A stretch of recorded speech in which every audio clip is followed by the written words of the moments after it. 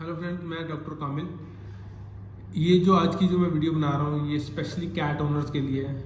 और जो आज का वो चल रहा है H5N1 कैट्स में, जो MP में केस कुछ मिले हैं कैट्स में, तो कैसे आपने अपनी कैट को सेफ रखना है। सबसे पहले जो ये पर्टिकुलर वीडियो है ये उनके लिए जो अपनी ऑलरेडी कैट्स हैं उनको वैक्सीनेट करवाते हैं। जिनके पास कैट्स और जो वैक्सीनेट नहीं करवाते हैं वो चाहे स्किप कर दें, क्योंकि अगर आपने उनका पहले से ध्यान नहीं रखा है वैक्सीनेशन से तो इसका भी कोई असर नहीं पड़ने वाला आप पे, उन्होंने वैसे ही जाना है।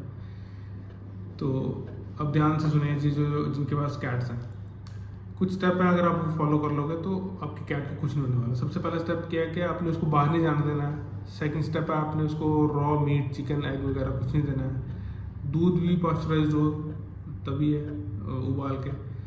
और बस ये चीज़ें हैं। और अगर आप बाहर किसी कैट से कांटेक्ट में आते हो या बाहर फीड करते हो दूसरी कैट्स को, तो पहले अपने आप को साफ सुफ कर लो, उसके बाद ही अपने कैट के पास जाना है, क्योंकि you can act as fomite मतलब एक तरह से आपके थ्रू वायरस ट्रैवल कर सकता है आपके कपड़ों पे लग के।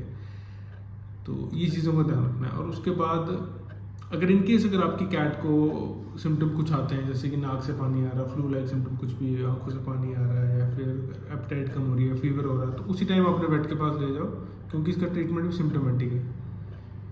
तो जो ये नया वायरस है इसका थोड़ा मतलब डरे हुए लोग इसलिए, क्योंकि वैक्सीनेशन नहीं है प्रॉपर इसकी स्टार्ट हुई। तो अगर वैक्सीनेशन नहीं होगी तो फिर ट्रीटमेंट खुद सोच लो डिफिकल्ट होता है। तो ये चीज़ का ध्यान रखना है। और कुछ कैट्स मैंने देखी हैं जो बाहर जाती हैं, शिकार करती हैं, या फिर बर्ड्स वगैरह पर अटैक करती हैं, तो उनमें भी होने के चांसेस बहुत ज़्यादा हैं। तो अगर आपकी भी फेरल कैट है, स्ट्रे कैट आप फीड करते हो, तो चांसेस वो बाहर जाएगी।